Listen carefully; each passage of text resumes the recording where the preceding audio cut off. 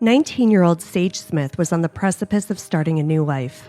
Just a few weeks away from her 20th birthday, the Charlottesville, Virginia teen had moved out on her own, started taking classes, and was seeing a new guy.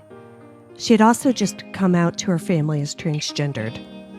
Sage's life was full of promise and big changes. On November 20th, 2012, Sage was going to meet the new guy she was seeing before going back to her family's home for Thanksgiving. But Sage never made it home the next day. And what seemed like a straightforward yet tragic case of violence has turned into an 8-year-long mystery that has resulted in 2 missing persons reports. When a person goes missing, there's a special kind of pain in the not knowing. I want to tell the stories of those who never came home. I want to tell you the story of Sage Smith. I'm Kona Gallagher. And I'm Ethan Flick. And this is And Then They Were Gone.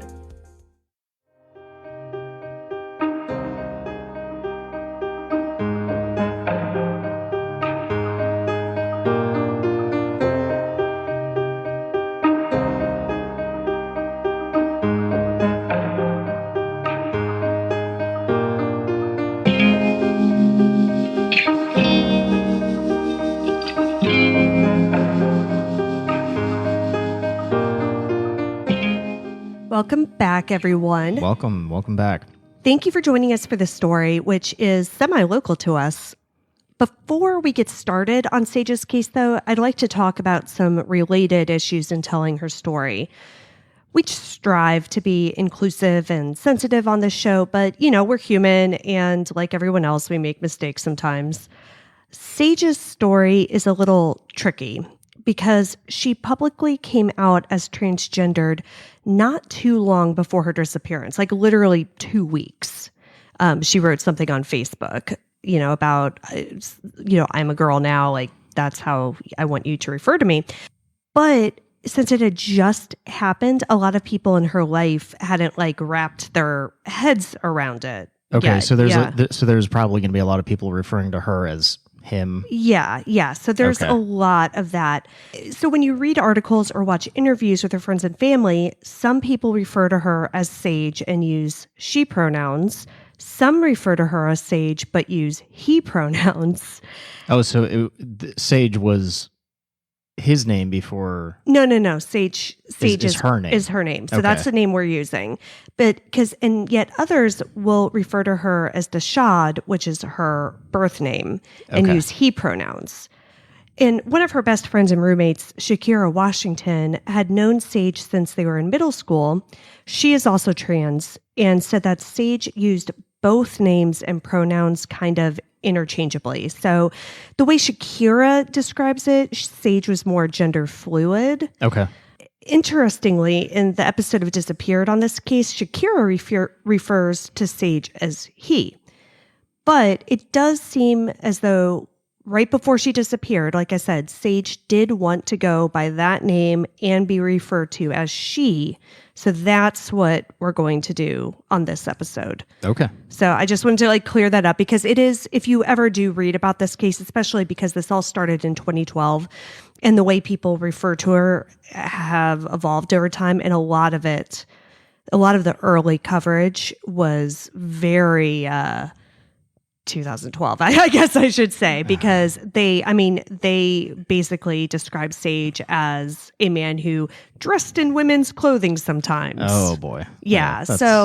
Well, it's ignorance. Yeah. And so Charlottesville Police, which is the agency in charge of this case, they've made various statements because they did a lot of misgendering. And so they recently came out and said hey, we will refer to her as she and Sage, but we still have to talk about the gender she was assigned at birth at times because honestly, they're expecting to find a body.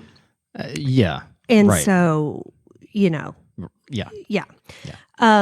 So that's kind of, I just wanted to really talk about that before we got into this whole thing, just, to clear up any confusion and let everybody know what we're doing and how we are trying to refer to everyone in the story, because it's not just Sage, everyone in the story properly as much as possible. Now that we've gotten that out of the way, let's talk about Sage.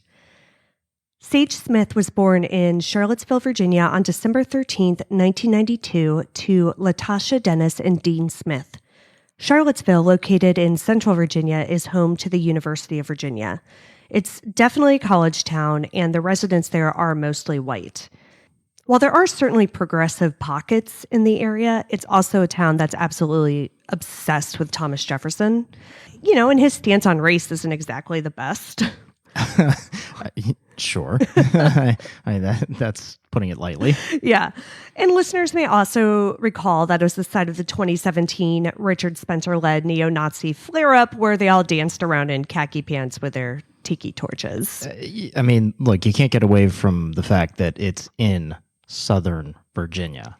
More Central Virginia, but yeah, okay. You are correct. Although in my mind, if you're not in Northern Virginia, you're Southern Virginia. I know. This whole area is south to me. Yeah, for sure. So even where we live, Northern Virginia, it's still south to me. Well, yeah, and oh God, man, we're in Northern Virginia, but we are showing our asses. Loudoun County, making the national news again for people being absolutely insane.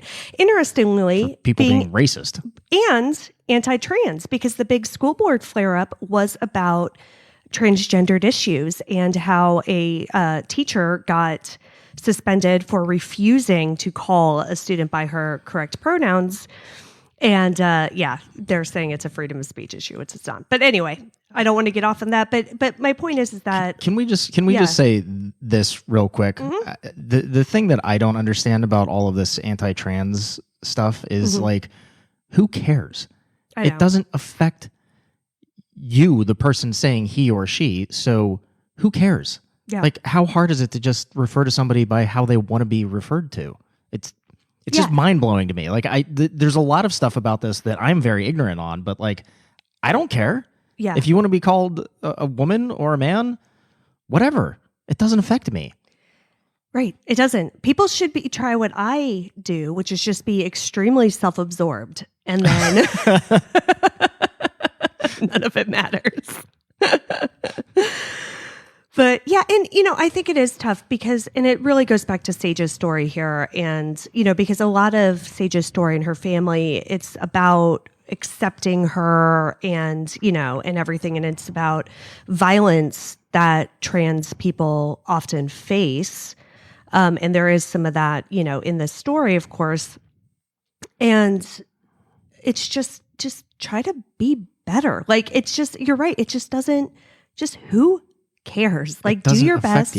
And if you mess up, say you're sorry. Like, because I think people get so like, well, how am I supposed to know? And I can't say anything. And it's And, we actually accidentally misgendered somebody on this show a few weeks ago.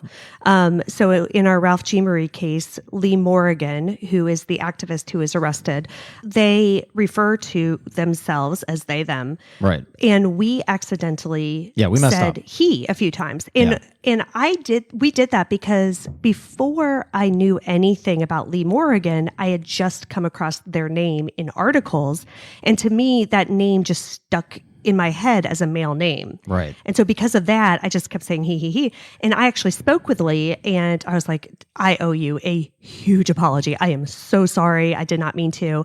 And what they said to me is they said, listen, like, I get misgendered on purpose a lot and that sucks, because people do it just to be shitty. Just to be assholes. But, and they said, I look at the intent behind it. I get it. Like, sometimes people make mistakes. If you make mistakes, it's okay. And so they were very cool about it. And, but I did want to find a way to also publicly apologize to them because I hate that we did that. But I mean, again, it was just really, it was a complete, mistake on our part. And we didn't mean anything by it. But anyway, Charlottesville, Virginia has a lot of issues with race because, like I said, it's mostly white, and you've got the college, which is mostly white, but then the staff at the college, like in the cafeterias and places like that, are mostly people of color, and so you've still got this whole weird class distinction, race, distinction in the town. There's like one part of Charlottesville where like most of the Black people live, basically. So Sage was not only growing up Black in this town, but she was also growing up poor, and, she was from a troubled family. Sage's parents separated when she was small, and Sage eventually went to go live with her grandmother, who is known as Miss Cookie. Oh, that's adorable. She is adorable, by the way, and she's called Miss Cookie because she's so sweet. Oh, I thought maybe she was like the grandma that always had cookies. I mean, maybe that too. But yeah, I mean, and honestly, if there is a disappeared episode on this case, and it is worth watching, like, solely for Miss Cookie. She's amazing. But when Sage was 12, they moved from an affordable housing complex to a home in the Fifeville neighborhood in Charlottesville, which is where Sage and Shakira met. Shakira was that friend that I mentioned earlier. Right. According to Emma Eisenberg's article in Splinter, Shakira lived 2 doors down from Sage. They were both in middle school, and Shakira was actually already out as transgendered and was asking her teachers to use female pronouns. This was in middle school, you said? In middle school, yeah. Wow, in Charlottesville. That's brave. Yeah, absolutely. Good for her. I know. And this gave Sage the courage to come out to his grandma as gay. So Sage, it was kind of one step at a time, right? Well, sure. Yeah. And so Sage was not going by Sage at the time. She was not going by female pronouns at the time at all. Her first step was to come out as gay. And Miss Cookie is so adorable when she talks about Sage. And it's really interesting when you watch all of Sage's family members. Like, Miss Cookie is the one who, like, you really feel gets who she was, like, on a very deep level, and, like, always understood. So when Sage told her that, they were gay in middle school, she was just like, "Oh, honey, you're not telling me anything I don't already know." Like, we were waiting. Yeah, that's probably the best response. Yeah, exactly.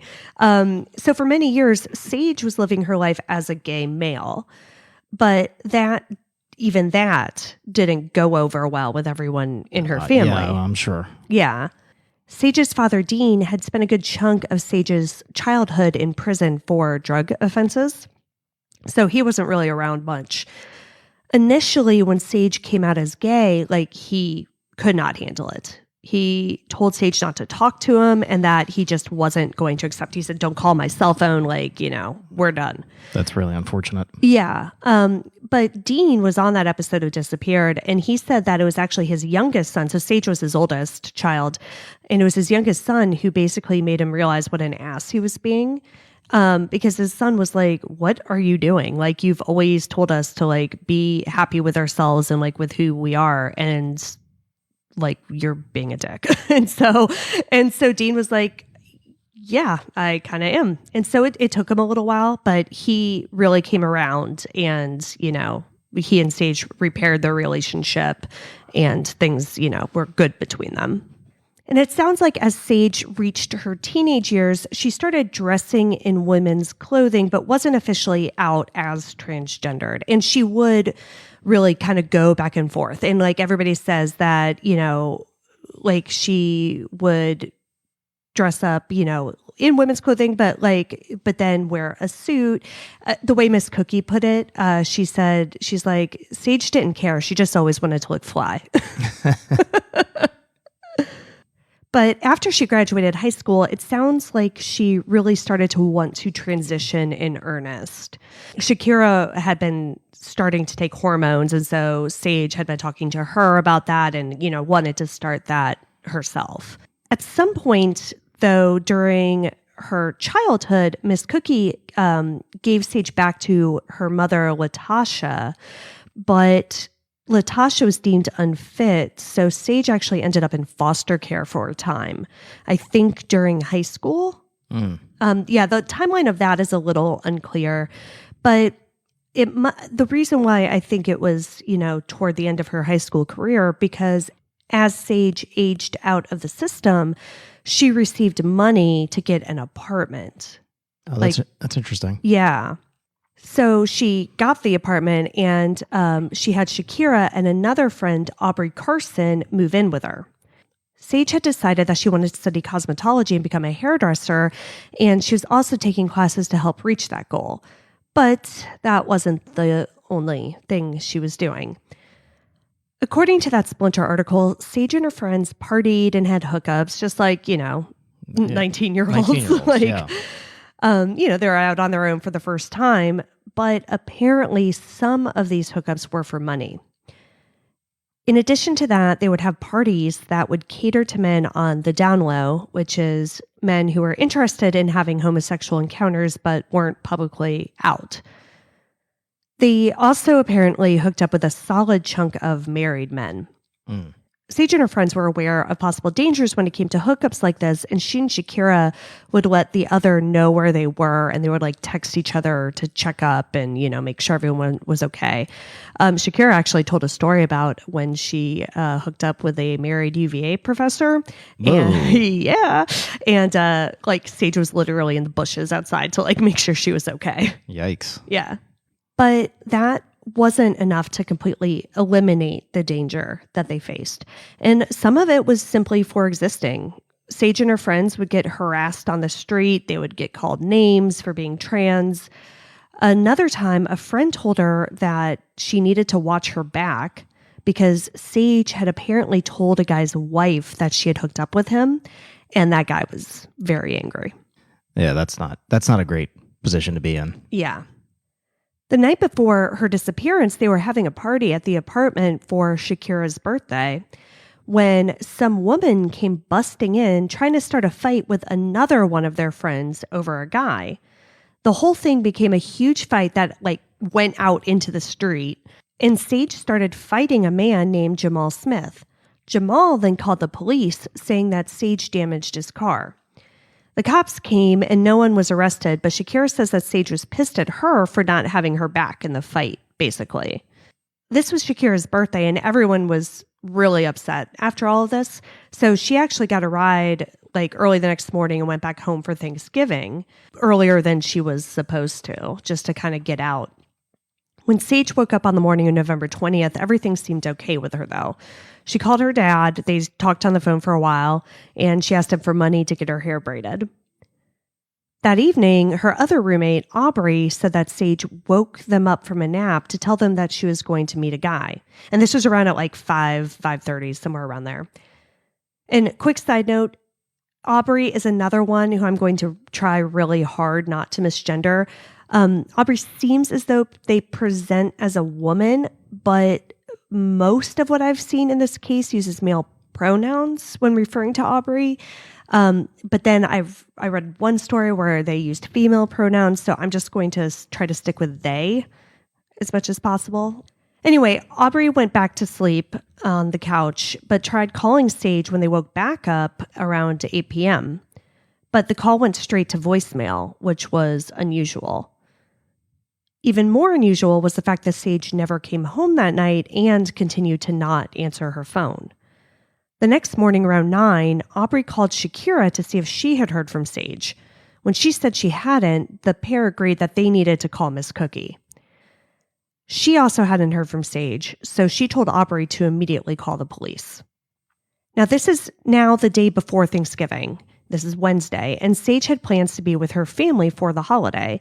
And she wasn't just the type to ditch something like that and go incommunicado. I mean, Sage was somebody that you could always get in touch with. She always had her phone on her. And, Shakira's she would charge her phone anywhere, any spare outlet she could find if they were out or whatever. So Aubrey called the Charlottesville police like Miss Cookie asked them to, but says that they didn't seem super interested in the fact that no one had heard from Sage. They took Sage's basic information, asked for a photo, but they didn't start investigating until the next day, which was Thanksgiving. Yeah, well, we've run into this problem before. 19-year-old college town, right before the holiday. Yeah, hindsight being 2020, I'm sure that everybody's going to judge the police on that, but the reality is just what you said. She's an adult, it's right before a holiday. It's a college town. Is it worth jumping full into an investigation at that point? Right. And there'll be plenty of other reasons for us to judge the police in this story, so we don't really need to worry about it for this. So when they did start the investigation, 6 police officers conducted what they termed a grid search of the main corridor, which, for those of you who have been to Charlottesville, is where the pedestrian mall is. And it's basically where everything is in Charlottesville. So if you were going to go out, that's kind of where you would go. They looked all over and went to different businesses on the mall to see if any of them had surveillance cameras. But it was 2012, and Charlottesville isn't exactly a crime-ridden city, especially not on this pedestrian mall. Yeah. So apparently only 3 of the businesses actually had cameras, and none of them caught anything that was worthwhile. But police did find an eyewitness who had seen Sage that night, and it happened to be her own stepsister. Oh, that's interesting. Yeah, because it's just Charlottesville, again, it's not a large place, and that pedestrian mall is where everybody would be. And that area of Charlottesville is also near the bus station and the train station. So her stepsister was actually going to get on the bus, and that's when she ran into Sage. So Sage's stepsister, Kiera Morgan, was on her way to catch the bus around 6:30 p.m. on November 20th. So this is about an hour after Sage left the apartment, give or take. She ran into Sage, who was alone. The pair chatted a little bit, and Sage told her that she was meeting a guy. And Sage actually got a phone call from the guy while she was there with Kiera. And so Kiera heard, her half of the conversation. And so from what she gathered, Sage was actually late meeting him. And so Sage said that she would be there in 5 minutes. They were supposed to meet at the nearby Amtrak station. Sage said her goodbyes to Kiera, and Sage walked westbound on Main Street at around 6:40 p.m. So while police were investigating, they didn't seem to be treating Sage's disappearance with the amount of urgency that her family felt was necessary. So they started their own parallel investigation. Okay. The family did? The family. Okay. They were able to guess Sage's passwords. They were able to log onto her cell phone account. Yeah. And they got her records. So they could see everyone who she had been calling and texting and vice versa. They saw one number that kept on popping up on the 20th, and it was an out-of-state area code. Nobody knew who it was, and it was the last call that Sage received. So the family called it, and called and called and called, but no one answered. Dean, on that episode of Disappeared, he was like, we called that number 1 million times, and nobody ever answered. But Dean... And this, I love this. He was like, all right, well, that's not going to stop me. So now by this time, again, this is a few days after Sage's disappearance. So by this time, the posts on Facebook have started happening, and, people are aware that Sage is missing. So Dean went on Facebook and posted the number. Oh. Yeah. And he said, does anyone know who this number is? This is the last person my child talked to. Wow. Yeah. Okay. Yeah. How did that go? Well, it went well because, it went well for him. Because he did find out. And Dean didn't care. He already did not like the Charlottesville police. He had had run-ins with them, didn't trust them, didn't think they were going to do a good job on this investigation. So he was just keeping the secret because, he didn't tell him. He knew they were going to tell him not to do it. Sure. And he didn't want to, so he just did it. And a person named Yami Ortiz messaged Dean and said that they knew who the number belonged to. It was a man named Eric McFadden.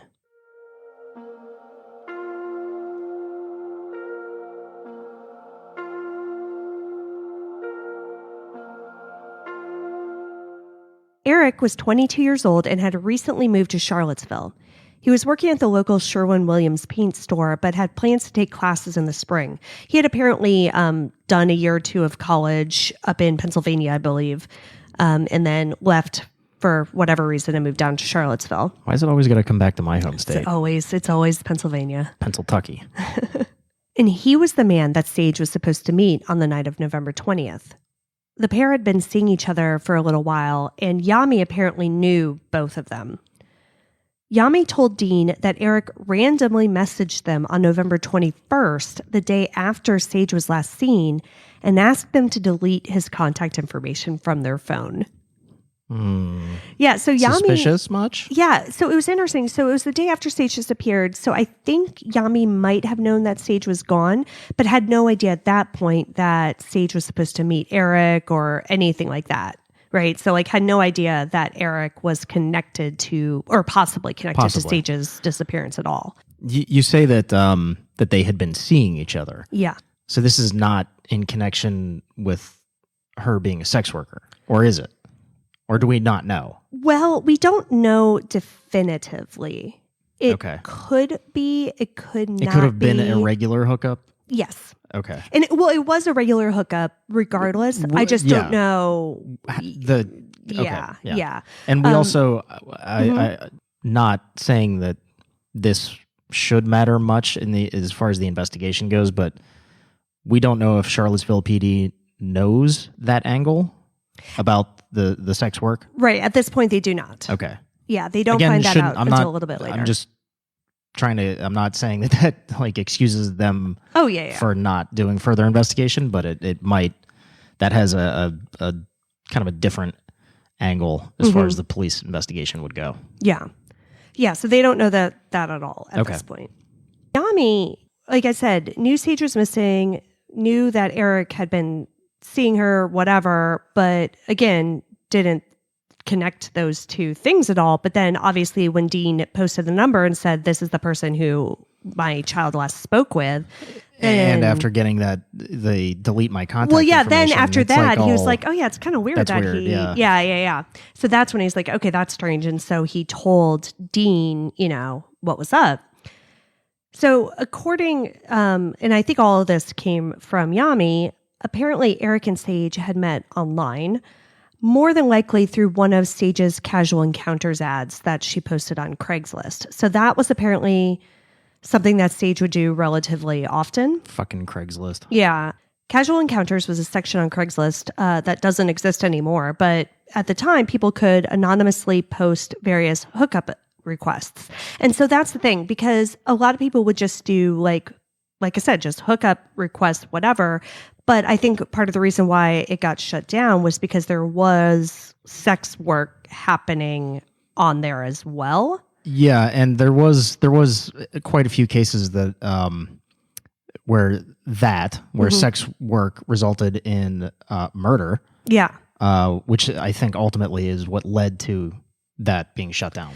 Right. And so that's why the whole the nature of their relationship and whether or not was a little unclear. Yeah. So it could have just been two people, looking to hang out, looking to do whatever, or there could have been some sort of money monetary exchange. agreement. Yeah. And there was money exchange, and we'll get to that too, but for different reasons perhaps.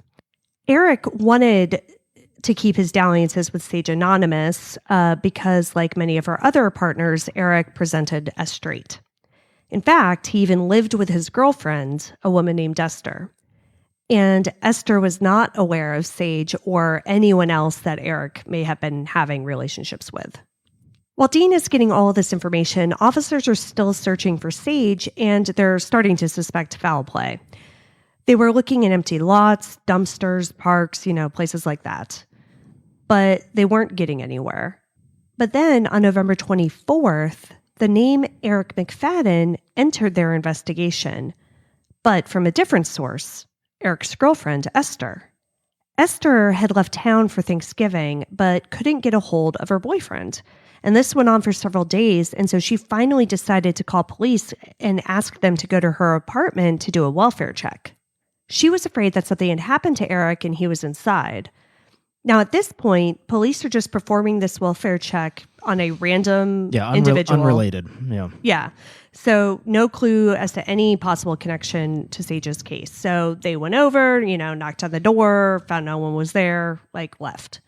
But later that same day, Yanni Ortiz went to police and made the connection for them.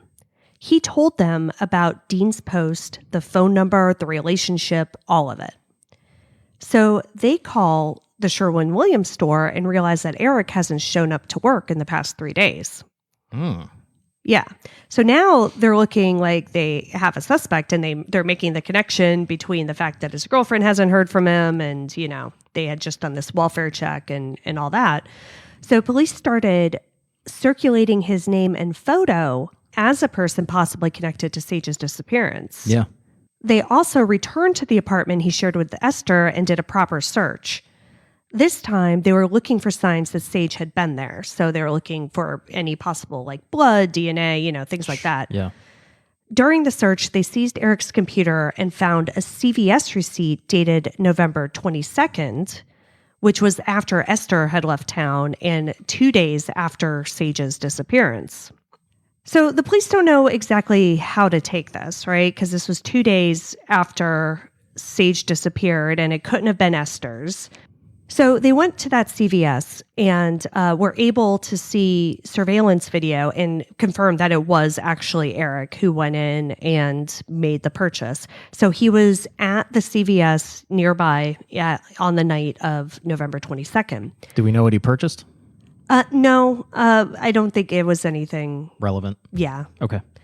So he was in town 2 full days after Sage was last seen, but then he apparently took off.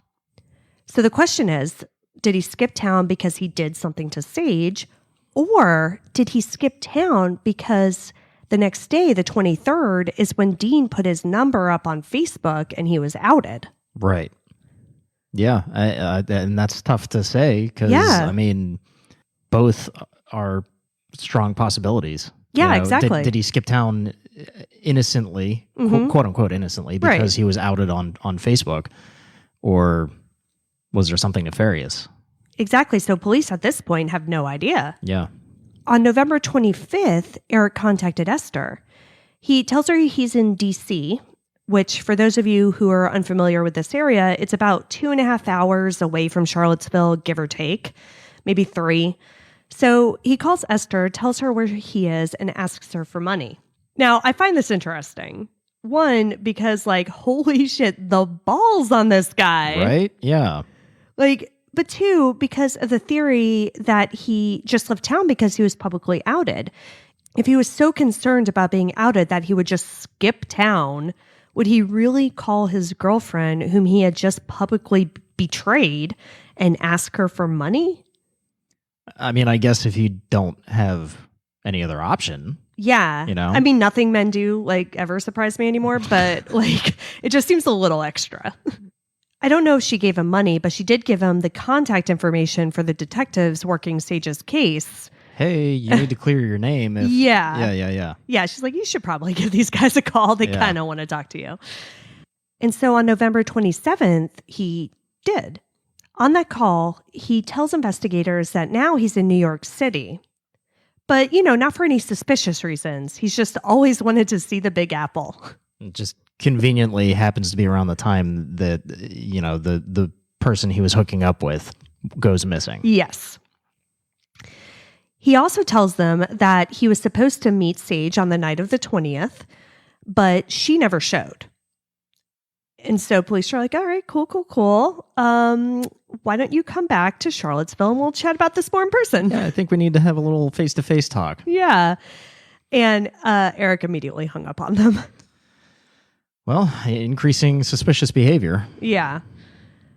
But later, Esther apparently called the detectives back and said that Eric would come back into town. So I guess she talked to him after this and, like, convinced him to come back. But apparently right before he was due to board the bus back to Charlottesville, he emailed Esther and told her that he had changed his mind. Oh boy. During all of this, police continued to investigate Eric. They find out that his garbage got delivered to a dump about 60 miles away in Henrico County, Virginia. And, you know, during this time, like in the first couple weeks of this investigation, they even went to the dump, you know, just looking for anything related to Sage, but didn't find anything. In early December, Esther returned to the police station and told them that she had received another email from Eric. And I should mention that these emails she's receiving from him aren't from his normal account. Like he keeps on creating different burner accounts. Oh. Look, if this guy is innocent, he's just going about this all the wrong way. Yeah. I mean, yeah. good Lord, you're just like painting a target on yourself at this point. Yeah. In this email, he tells her an entirely different version of events from November 20th. He said that he did actually meet up with Sage and that they were walking together by the Amtrak station when basically like they got jumped. I don't know. Apparently a group of people approached them and seemed like they were angry. And Eric said that he just left Sage behind before anything bad could happen. And he didn't know what happened after that.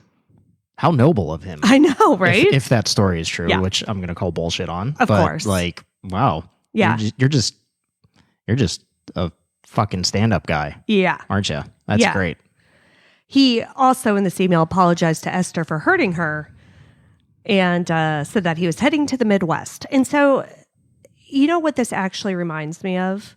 So, and apparently in this email too, he said something to the effect of like, Sage had a lot of enemies, right? So this kind of reminds me of that piece of shit, Chris Watts. Yeah.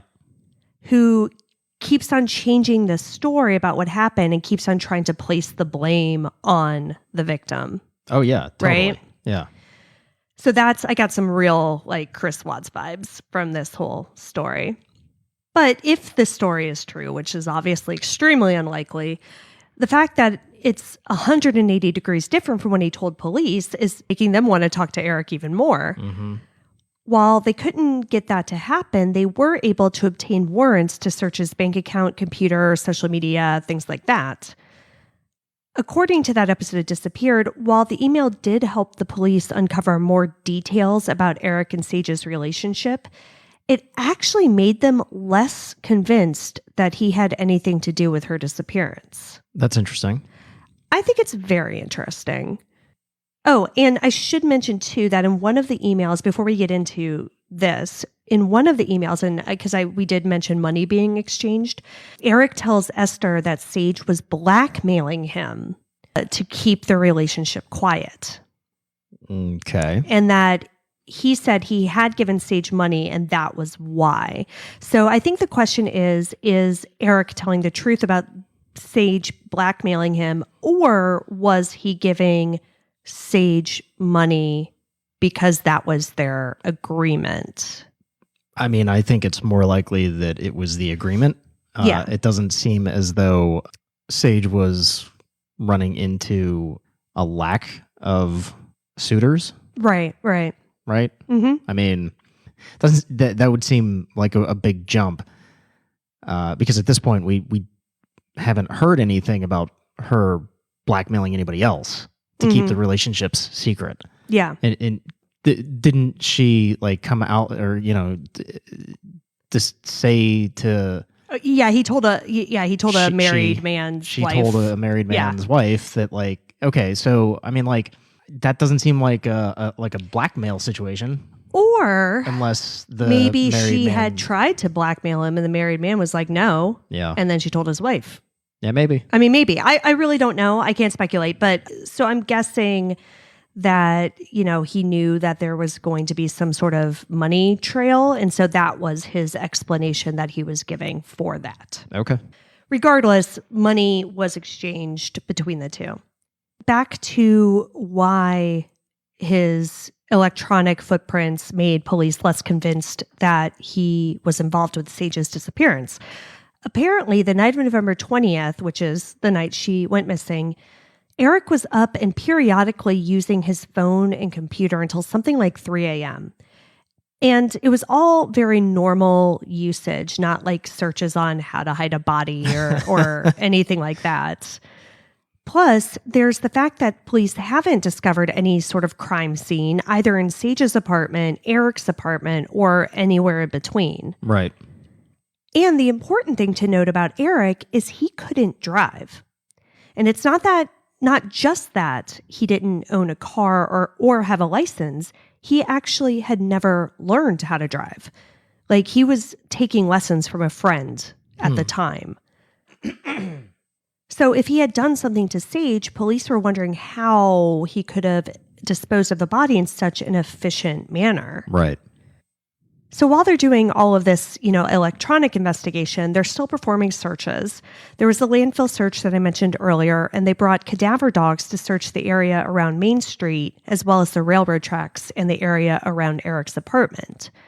Apparently, one of the dogs gave a slight indication that they had picked up Sage's scent, but it didn't really go anywhere. They also searched a nearby pond, but found nothing. While it does seem like the police were taking this seriously and actually, performing an investigation, Sage's family was not happy with how things were progressing. Apparently, they would have to leave several messages with police before they were given any updates. And in December, they requested a meeting with the chief of police, and that meeting took 9 months to actually happen. Wow. Yeah. But then in February of 2013, a new eyewitness came forward, and she muddied the waters even more for investigators. This woman, Monica Williams, contacted police to say that she had seen Sage on November 20th at Wild Wings Cafe, which is a cafe that was actually connected to the Amtrak station. Okay. Monica was going there to pick up a to-go order and saw Sage sitting at the bar alone. They chatted for a minute or two, and then Monica got her food and left. This sighting was at 7 p.m., a solid 20 minutes after her stepsister had seen her walking away. So this, gives the timeline an extra 20 minutes or so. Yeah. When I say that this sighting muddied the waters, investigators took it to mean that it could actually clear Eric McFadden. According to Kiera, Sage said she would meet Eric in 5 minutes. This sighting was after that, so police say that she could have met him and then gone to the cafe afterwards, meaning she saw Eric and was fine, so something happened to her later. I mean, it could, but what was Eric's version of events as far as the timeline goes? Well, I'm not sure if he gave a time when he emailed Esther, the story about actually seeing Sage. Yeah. Because his timeline of events to police was that he never saw her. Right. So I'm not sure what his exact timeline is. But to me, it's just as likely, if not likelier, that she was sitting there waiting for Eric. According to Sage's phone records, it seems like Eric and Sage were supposed to meet at 6. He texted her at 6:08 asking where she was, then again at 6:12. So I should mention real quick that, when Sage's family was able to guess her password and get into her account, they were able to see the phone numbers, but not the actual texts.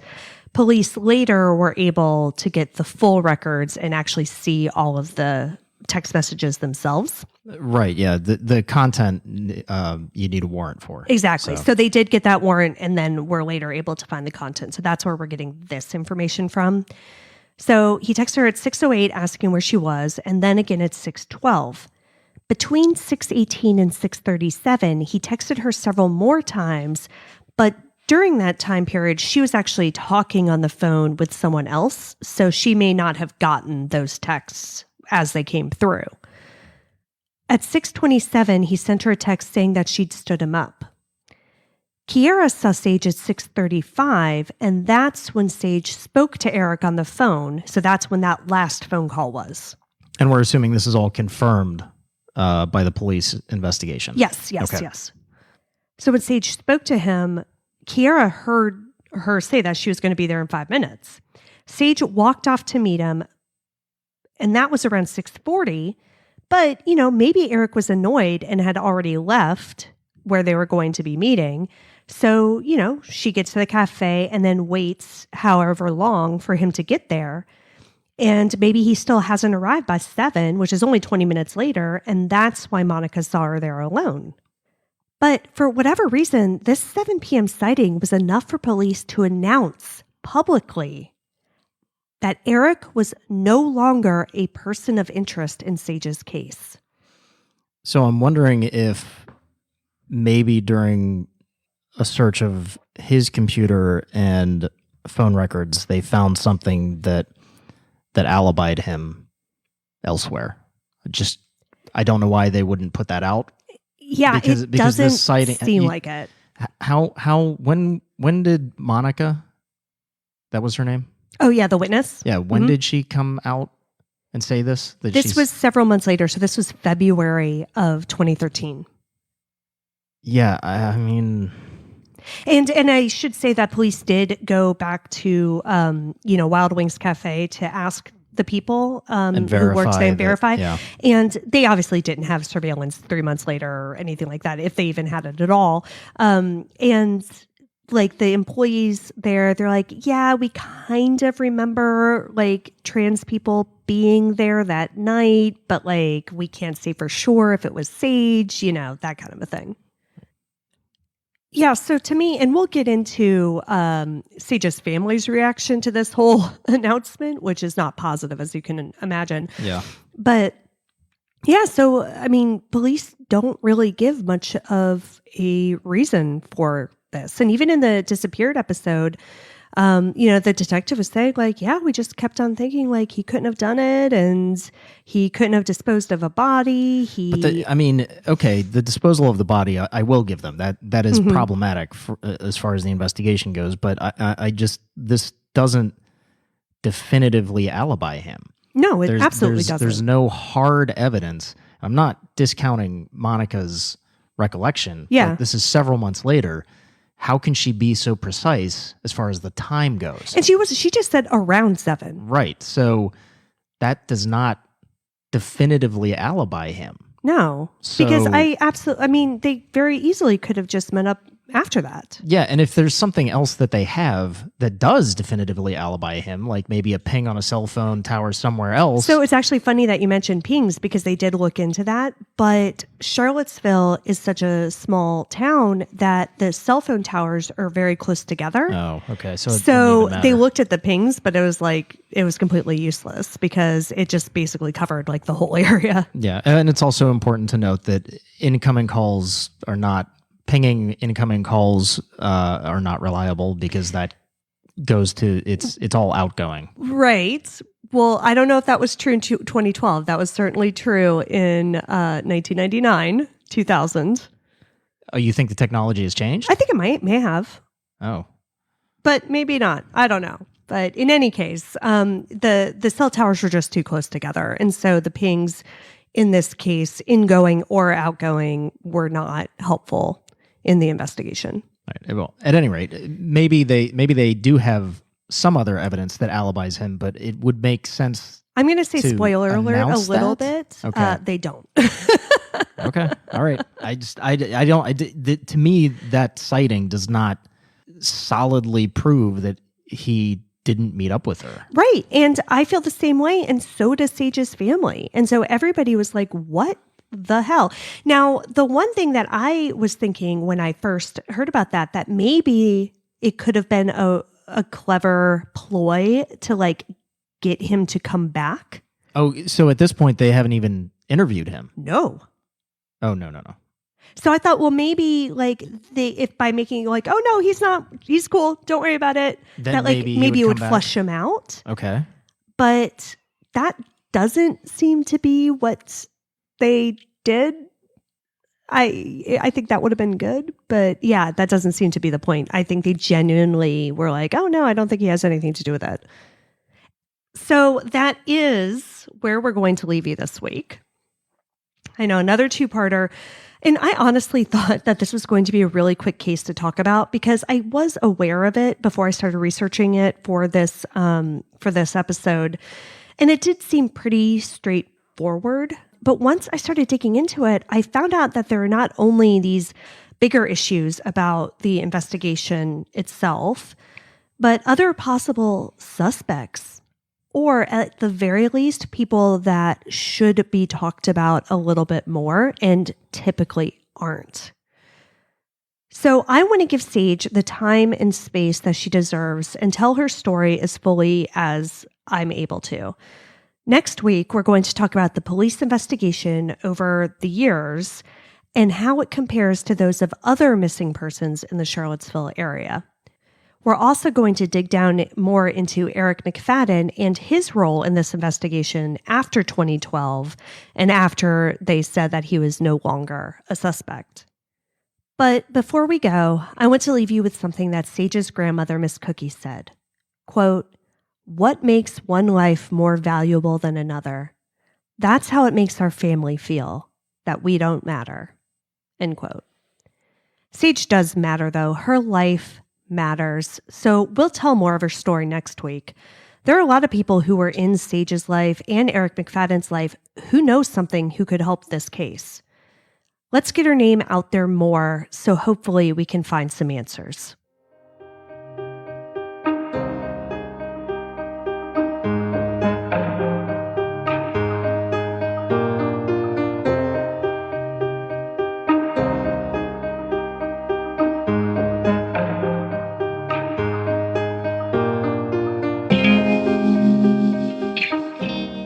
Sage Smith has been missing from Charlottesville, Virginia since November 20th, 2012.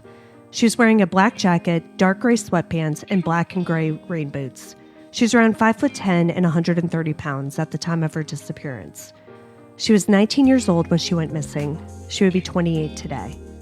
If you have any information about what happened to Sage Smith, please contact the Charlottesville Police Department at 434-970-3280. You can see all the sources for this episode, along with photos and videos at our website, andthentheyweregone.com. And part 2 will be available early on our Patreon page. You can go to patreon.com/ATTWGpod. And be sure to follow us on social, and Then They Were Gone Pod on Facebook and at ATTWGpod on Instagram and Twitter. If you like what we're doing, please subscribe and consider leaving a 5-star review on Apple Podcasts. It will help new listeners find us. And the more people that listen, the more chances we have of bringing someone home. And we'll see you here next week for part 2 of Sage Smith's story. See you next week. And Then They Were Gone is hosted by Kona Gallagher and Ethan Flick. All research, writing, and editing is done by Kona Gallagher. Theme music is The Stork by Ketsa. Additional music is provided by Kai Engel. And Then They Were Gone is a Little Monster production. Hey, you can do it!